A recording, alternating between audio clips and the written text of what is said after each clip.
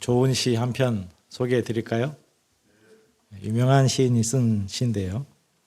보이지 않지만 분명히 존재하듯이 우리의 바람 또한 헛되지 않은 것을 믿기에 한겨울을 견디고 봄을 맞이한 풀 한 포기, 나무 한 그루, 그리고 너와 나에게 힘찬 승리의 찬가를 불러봅니다.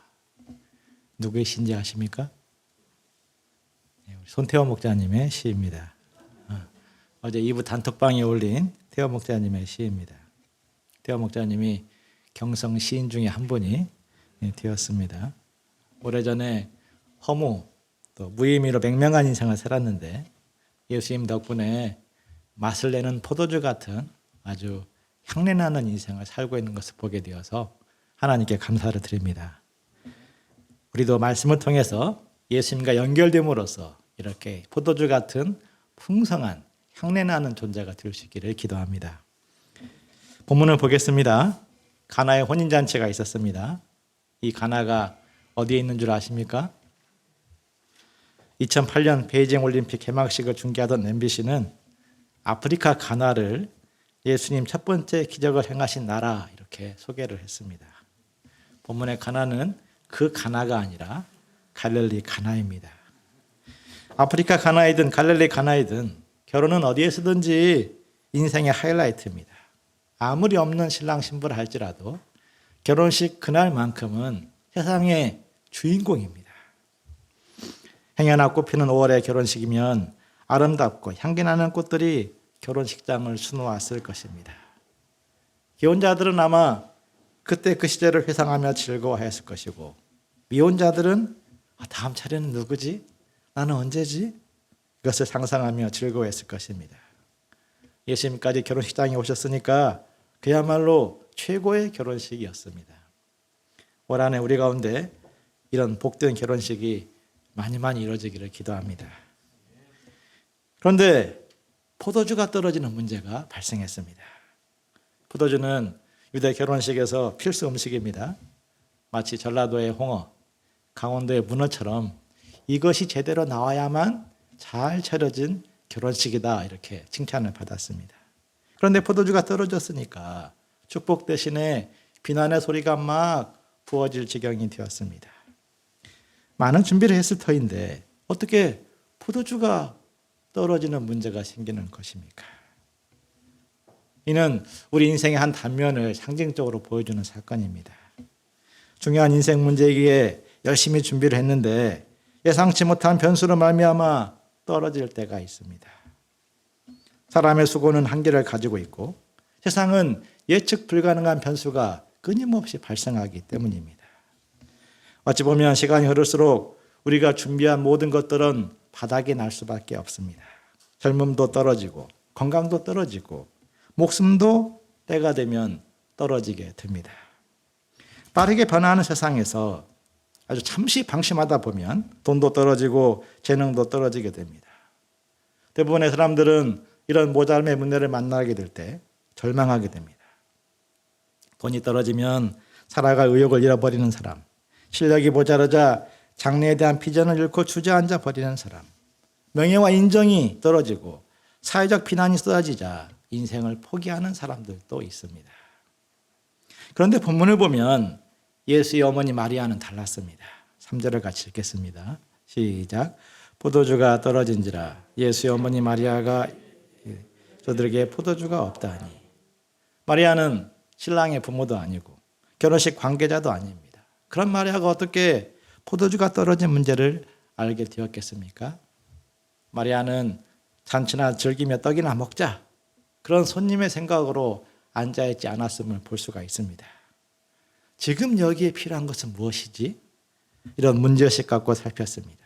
그리고 문제를 발견했을 때 세상에나 포도주가 떨어졌대요. 잔치집 엉망이네요. 이렇게 막 비난하며 저들을 공격하지 아니하고 적극적으로 예수님에게 도움을 요청했습니다. 저들에게 포도주가 없어. 어떤 모습이든지 간에 예수님에게 알리는 것은 좋은 것입니다. 왜냐하면 하나님의 지혜와 능력을 끌어오는 통로가 되시기 때문입니다. 예수님은 마리아의 기도에 어떻게 응답했습니까? 4절을 보십시오. 여자여, 나와 무슨 상관이 있나이까? 내 때가 아직 이르지 아니하였나이다. 나와 무슨 상관이 있습니까? 이를 원문 그대로 직역을 하면 What to me and to you? 무엇입니까? 나에게 그리고 당신에게, 이런 말입니다. 예수님은 어머니의 부탁을 받았는데도 문제 해결의 의미를 모르십니다. 우리에게는 문제 해결이 중요하죠. 돈, 건강, 입시, 취업 문제 해결이 절박한데도 예수님은 먼저 그것의 의미를 물으십니다. 요한복음 6장을 보면 예수님이 오병이어로 5,000명을 먹이십니다. 무리들이 너무나 배고파서 집으로 돌아가다가 그냥 길에서 쓰러져서 죽을까 봐 걱정이 되었기 때문입니다. 그러자 무리들은 예수님을 임금 삼으면 평생 먹는 문제 해결하겠나 생각하고 예수님에게 임금이 되어달라고 요구합니다. 예수님은 저들의 요구를 단호히 거절하십니다. 너희가 나를 찾는 것은 표적을 본 까닭이 아니고 떡을 먹고 배부른 까닭이로다. 그들의 근본적인 동기, 그들의 어떤 문제 해결의 의미를 찾고자 하십니다. 예수님과 무리들 사이에 팽팽한 긴장이 맞습니다. 예수님은 무리들에게 나를 먹으라 말씀하시고, 무리들은 일단 40년 동안 우리에게 떡 문제를 해결해 주면 우리가 믿어보겠다 이렇게 말합니다. 팽팽한 긴장이 맞서다가 결국 무리들은 예수님을 비난하며 예수님에게서 떠나갑니다. 그런 무리들을 따라서 많은 제자들도 예수님을 떠나갑니다. 문제 해결만 부르짖고 문제 해결의 의미를 찾지 않을 때 가장 중요한 것을 놓쳐버리는 오류에 빠지는 모습입니다. 예수님은 때로 시급한 인생 문제 앞에서 침묵하심으로써 문제보다도 그것의 의미를 우리에게 되물으십니다. 저는 가족들과 이부 동역자들과 이 세들의 실제 문제를 위해서 기도하면서 문득문득 이것이 무슨 의미가 있는가 되물으시는 예수님의 음성을 듣습니다. 한번 태어나서 살다가 언젠가 죽어 영혼의 세계로 들어가야 되는 인생인데 건강이나 또 시험이나 승진의 해결 문제가 예수님에게 무슨 의미가 있는가라는 질문입니다. 그런 질문은 문제 해결에만 목매기 쉬운 마음을 깨어나게 하고 한 발 떨어져서 객관적으로 기도하게 만듭니다. 아울러 이런저런 현실문적인 이유보다도 오로지 인생들의 연약함을 불쌍히 여겨달라는 긍휼의 구하를 기도를 드리게 됩니다. 문제를 통해서 예수님과 올바른 관계를 맺을 수만 있다면 그것이 예수님이 원하시는 방향입니다. 물론 우리는 그 모든 것을 볼 수 없기 때문에 침묵하고 외면하시는 것 같은 모습을 보일 때 당황스럽고 힘든 마음을 갖게 됩니다. 그러나 마리아는 예수님의 그 모든 말씀을 긍정적으로 들었습니다. 내 때가 이르지 아니하였다고? 그래, 그러면 때가 되면 일하시겠구나. 마리아는 예수님의 때를 믿음의 사람, 순종의 사람이 준비되었을 때로 보고 하인들에게 달려가서 하인들의 마음을 준비시키기 시작합니다. 5절을 보십시오. 너에게 무슨 말씀을 하시든지 그대로 하라. 하인 같은 낮은 신분을 가진 사람들이라도 아무에게서 아무 말을 듣든지 그대로 순종하지는 않습니다. 하인들도 자기 나름의 생각과 자기 스케줄을 가지고 있습니다. 오히려 하인들이 때로는 열등감 때문에 더 듣지 않는 경우도 있습니다. 나를 무시하고 이런 말도 안 되는 명령을 해? 이렇게 더 크게 반발할 수도 있습니다. 하인들이 누가 와서 무슨 말씀을 하든지 그대로 하는 경우는 딱 한 가지밖에 없습니다. 자기 주인의 명령일 때입니다. 자기 주인의 명령이 떨어지면 그냥 딱 그대로 순종합니다. 반면 자기 주인의 말씀이 아니라면 정신없이 바쁜 결혼식장에서 누구의 말이라도 들리지 않을 것입니다. 그러므로 마리아는 하인들에게 예수님을 주인으로 영접하도록 마음 준비한 것입니다. 예수님을 통해서 인생 문제를 해결받기 원한다면 예수님을 주인의 존재로 영접해야 됩니다. 만약 주인의 명령으로 받아들일 수 있는 믿음을 준비하지 않는다면 그것은 마치 좋은 컴퓨터를 사놓고 전원에 꽂지 않는 그런 것에 비유할 수 있습니다. 우리는 자기 경험과 생각을 내려놓고 예수님 말씀대로 순종할 수 있는 그 절대 믿음을 준비하기 위해서 기도해야 됩니다. 6절을 보십시오. 거기에 유대인의 결례를 위해서 손 씻을 물을 담은 돌 항아리 6이 있었습니다. 항아리 하나가 약 70리터 되는 큰 항아리이기 때문에 6개면은 400리터가 넘는 엄청나게 많은 양이었습니다. 예수님이 하인들에게 말씀하셨습니다. 항아리에 물을 채우시오. 지금 필요한 것은 물이 아니라 포도주입니다. 당시에는 수도꼭지도 없고 그냥 우물에 가서 물을 길어와서 항아리에 물을 채워야 됐습니다. 결혼식으로 바쁜 없이 정신없이 바쁜 상황입니다. 또 그리고 그것이 끝이 아닙니다. 물을 떠서 연인양에게 갖다 주면 무슨 봉변을 만날지 알 수가 없는 그런 상황입니다. 말씀 그대로 하려면 몸도 피곤하고 마음도 피곤해질 수 있습니다. 그러므로 그냥 항아리 주변에 물 좀 몇 번 탁 뿌려놓고 예수님 순종하려고 했는데 도저히 시간이 없어서 안 되겠습니다. 이렇게 순종하는 척 티만 낼 수도 있었습니다. 하지만 그들은 말씀 그대로 순종하여 아기까지 물을 채웠고 연인장에게 그대로 갖다 주었습니다. 그때 어떠한 일이 일어났습니까? 9절 10절을 같이 한번 읽어보시겠습니다. 시작. 물떠온 하인들은 알더라. 연인장이 신랑을 불러 말하되 사람마다 먼저 좋은 포도주를 내고 취한 후에 낮은 것을 내거늘 지금까지 좋은 포도주를 두었도다 하니라. 9절 말씀은 순종하는 믿음의 중요성, 또 순종이 주는 축복에 대해서 가르쳐주고 있습니다. 그것을 연회장과 하인과 비교함으로써 말씀합니다. 모르는 자와 아는 자 이렇게 갈라집니다. 인간적으로 보면 연회장은 즐기는 자입니다. 힘든 일 없이 그저 가만히 있다가 포도주를 맛보고 즐거워합니다. 또 사람들의 칭찬을 받습니다. 반면 수고는 하인들이 다 합니다. 하인들이 수고하고 인정은 연회장이 받습니다. 하인들은 바빠서 몸고생하고 이해되지 않는 일을 하느라 마음고생했습니다. 아무도 그들의 순종에 주목하지 않았습니다. 이를 보면 하인들은 미련 곰탱이, 연회장은 지혜로운 사람처럼 보일 수 있습니다. 그러나 성경은 하인들을 가장 복받은 사람으로 증거합니다. 연회장은 모르고 하인들은 예수님을 알았기 때문입니다. 미국의 초대 대통령 조지 워싱턴의 어머니에게 사람들이 물었습니다. 어떻게 아들을 이렇게 훌륭하게 키울 수 있었습니까? 어머니가 말했습니다. 특별한 것은 없습니다. 단지 아들에게 하나님 말씀에 절대 순종할 것을 가르쳤을 뿐입니다. 신자 중에 연회장 신자가 있고 하인 신자가 있습니다. 은혜만 누리는 것으로 다 끝났다 생각하는 신자가 있고 한 말씀이라도 깊이 순종하고자 몸부림치는 신자가 있습니다. 복 있는 신자는 은혜만 누리는 사람이 아니라 한마디 말씀에 순종하여 예수님을 얻는 사람입니다. 많은 이들이 자주 속는 부분입니다.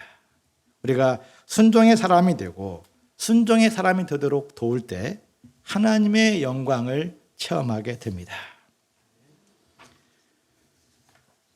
당시 잔치집에는 처음에는 좋은 포도주를 내고 술 취하여 미각이 둔해지다 싶으면은 저질 포도주를 내는 집이 많았습니다. 웬만한 부자가 아니면 좋은 포도주를 그렇게 많이 준비할 수 없었기 때문입니다.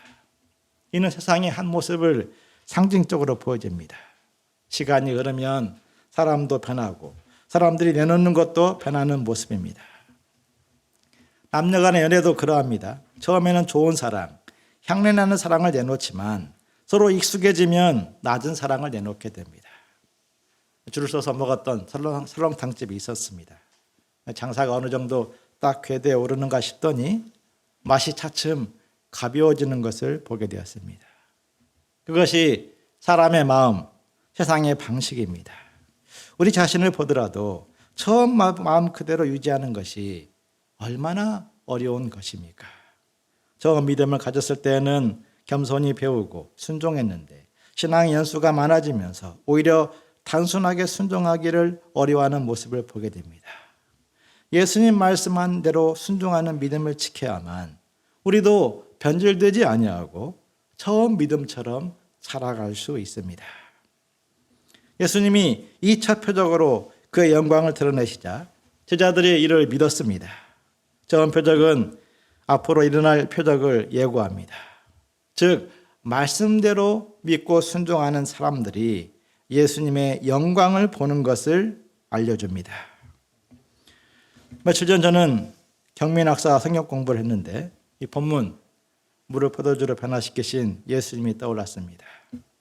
10대 시절 경민학사의 꿈은 빨간 해병대 모자를 쓴 씩씩하고 당당한 사나이였습니다. 그는 장애를 뛰어넘고자 수십 바퀴 운동장을 돌며 체력을 키워 도전했습니다. 하지만 해병대 모집 시험에 떨어져서 한없이 눈물을 흘리며 절망했습니다. 그가 처음 교회에 왔을 때 사람들을 부담스러워하여 바깥 계단에 앉아 말씀을 듣던 그 모습을 저는 지금도 잊을 수가 없습니다. 장군 같은 덩치와 달리 세밀한 감수성으로 인해서 쉽게 상처를 받아 훈련하기가 정말 어려웠습니다. 그랬던 그가 해병대 모자 대신 8급 군무원이 되어서 국방의 한 축을 담당하고 있습니다. 이는 실로 놀라운 역사입니다. 이는 예수님의 변화의 역사임을 믿습니다. 지나온 시간을 곰곰이 뒤돌아보면 말씀을 통한 주님의 손길이었습니다. 엊그제 단톡방에 올라온 사진을 보았듯이 그는 10년 전 태원 목자와 조용준 소장이 써준 말씀을 아직도 그대로 보관하고 있습니다. 오래전에 파주의 식품공장에서 기숙하며 수고하고 있을 때 밤에 저는 그를 몇 번 신방한 적이 있었습니다. 그때 창세기 말씀이 파주의 별이 되어서 익숙하지 않은 노동과 자기가 깨어지는 훈련을 견디게 하는 빛이 되는 것을 보았습니다. 지난 수련의 군무원 생활도 그랬습니다. 많은 어려움이 있었는데 예수님은 기이한 손길로 길을 여시고 원주에서 광주로, 광주에서 육사로, 그리고 이제는 서울의 중심 용산으로 이동하며 연단하고 키우고 계십니다. 사람이 할 수 없는 그것을 예수님은 능히 하시는 분이십니다. 그러므로 예수님으로 인하여 희망을 보고 예수님 말씀에 절대 순종하는 믿음을 배우기에 힘써야 됩니다. 사람들은 자주 눈앞의 결과를 가지고 미리부터 결론을 내버리고 자포자기할 때가 있습니다. 포도주가 떨어졌으니 끝이다. 돈이 떨어졌으니 끝이다. 성적이 떨어졌으니, 능력이 떨어졌으니 내 삶의 행복은 끝이다. 미래가 창창한 청년인데도 이 생망을 부르짖으며 황금 같은 청년기를 허비하는 사람들이 많습니다. 우리가 정말 부끄러워야 될 것은 능력이나 타이틀이 떨어진 것이 아니라 믿음이 떨어진 것입니다. 우리 주 예수님은 물 같은 인생이라도 얼마든지 포도주 같은 인생으로 바꾸어 줄 수 있는 분이십니다. 우리는 능력 문제보다도 믿음 문제, 순종 문제에 예민해야 됩니다. 나에게는 순종의 믿음이 준비되어 있는가? 나는 예수님을 변화의 능력자로 믿고 있는가? 여기에 가장 큰 문제의식을 가져야 됩니다. 그러한 믿음이 준비되지 않는다면 좋은 인간 조건, 훌륭한 환경에 있을지라도 예수님의 영광을 체험하지 못합니다. 반면 순종의 믿음이 준비된다면 어느 자리에 있든지 예수님은 우리의 상상을 뛰어넘는 새 일을 하시는 분이심을 체험하게 됩니다. 이 믿음으로 앞으로 요한복음 말씀을 따라갈 수 있기를 기도합니다. 예수님은 그들에게 변화의 능력자로 임하실 것입니다. 13절을 보십시오. 때는 6월절이 가까웠습니다. 유대인들은 1년에 적어도 3번의 명절, 6월절, 오순절, 초막절에는 성전에 가서 제대로 예배를 드려야 된다 생각했습니다. 많은 사람들이 예루살렘으로 몰려왔을 것입니다. 예루살렘 성전 재물 판매대에는 소, 양, 비둘기 같은 재물을 사기 위해 많은 사람들이 줄을 서고 있었을 것입니다. 환전소에는 헌금하기 위해서 환전하려는 사람들로 긴 줄이 늘어서 있었습니다. 종교 지도자들은 북적이는 그런 성전을 보면서 아주 마음이 흐뭇하고 뭔가 잘 일이 되고 있다 이렇게 생각했을 것입니다. 그러나 예수님은 그 모습을 보고 분노하십니다. 예수님은 노끈으로 채찍을 만들어서 양이나 소를 성전에서 다 내어 쫓으셨습니다. 돈 바꾸는 자들의 그 상을 엎어버리시고 다 뒤집어 버리셨습니다. 마치 깡패가 행패를 부리듯이 예수님은 성전에서 막 이렇게 마치 난동에 가까운 행동을 보이셨습니다. 그리고 말씀하십니다. 16절을 같이 읽겠습니다. 시작. 비둘기 파는 사람들에게 이르시되 이것을 여기서 가져가라. 내 아버지의 집으로 장사하는 집을 만들지 말라. 당시 생활 풍습에 의하면 가난한 서민들의 주 재물이었던 비둘기는 야생에서 쉽게 잡을 수 있는 그런 동물이었습니다. 하지만 성전표 비둘기가 아니면 제물로 받아주지 않았습니다. 마치 놀이공원에 가면 외부 음식 금지, 반입 금지 이렇게 딱 붙여놓고 자기들의 판매하는 것만 먹도록 하는 그런 것과 비슷합니다. 그렇게 할지라도 크게 문제시하지 않는 것은 재물 판매나 환전을 통해 들어오는 수입으로서 성전 증축이나 인테리어 같은 또 필요한 기구들을 사서 성전에 필요한 일들을 많이 했기 때문에 결과적으로 그것이 하나님 역사의 유익이다 이렇게 생각했기 때문이었습니다. 그런데 이는 종교 지도자들만의 문제는 아니었습니다. 백성들도 성전에서 재물 사기를 원했습니다. 수레자가 아니면 집에서 기르던 짐승을 제물로 준비하여 드림으로써 애통한 마음과 정성을 쏟아붓는 제사가 되어야 했습니다. 하지만 성전에 가서 돈만 내면 원스톱 서비스로 다 해결이 되는데 굳이 집에서 제물을 잡으려는 사람들이 없었습니다. 제물을 잡으려면 마음이 힘듭니다. 자기가 기르던 짐승을 죽여야 되니까 마음이 힘들고 몸도 번거롭고 여러 그런 어려운 과정, 재물을 끌고 가는 길도 힘들고 그런 과정을 거치고 싶지 않은 것입니다. 성전 제사에 담아야 될 것들, 진실한 회개, 간절함이 사라지고 형식화된 제사가 되어가는 것이었습니다. 무엇보다 그리스도에 대한 소망을 갖지 않았습니다. 성전 제사의 본래 메시지는 인간 스스로의 힘으로 구원에 이를 수 없다는 것입니다. 어린 양의 피를 뿌리는 제사는 죄의 엄중함을 경고하고 있습니다. 어떠한 인간의 공로도 하나님 나라의 문을 열 수 없으며 중보자의 희생이 있어야만 하나님 백성이 될 수 있다는 것을 말씀했습니다. 해마다 반복이 되는 성전 제사는 짐승의 피로는 완전하지 않으며 그리스도가 오셔야만 그리고 인간과 하나님 사이의 중보자가 되어야만 가능한 것을 말씀하고 있습니다. 그런데 지금 하나님의 육신이 되어서 이스라엘 가운데 오셨습니다. 세례요한은 감격하여 이스라엘 백성들을 향해서 예수님을 드러내었습니다. 보라, 세상죄를 지고 가는 하나님의 어린 양이로다. 그러나 이스라엘은 예수 그리스도에 대해서 도통 관심을 두지 않았습니다. 그저 재물을 팔고 사고 형식적으로 제사를 드린 것으로 종교 지도자들이나 백성들이나 다 같이 만족을 누리고 있습니다. 예수님은 그런 모습을 보고 눈에서 불이 나신 것입니다. 얼마나 오랜 시간 준비해 오신 구원 역사입니까? 하나님의 모든 것을 희생해서 영과 육, 시간과 공간의 한계를 뛰어넘어 참된 성전으로 오셨습니다. 예수님을 성전으로 받아들이기만 하면 그들의 삶이 달라지고 새 역사가 시작이 되는데 도통 거기에 관심을 두지 않았습니다. 예수님은 성전을 뒤엎으심으로써 그들의 영혼이 깨어나고 영적 소원으로 새로워지기를 원하셨습니다. 그러나 이스라엘은 그러한 예수님 보면서 찔린 마음과 회개의 심령을 갖기는커녕 분노합니다. 도대체 무슨 권한으로 그런 일을 할 수 있는지 표적을 보이라 다그칩니다. 예수님은 저들을 향해 충격적인 메시지를 던집니다. 19절을 보십시오. 예수께 대답하여 이르시되 너희가 이 성전을 헐라 내가 사흘 동안에 일으키리라.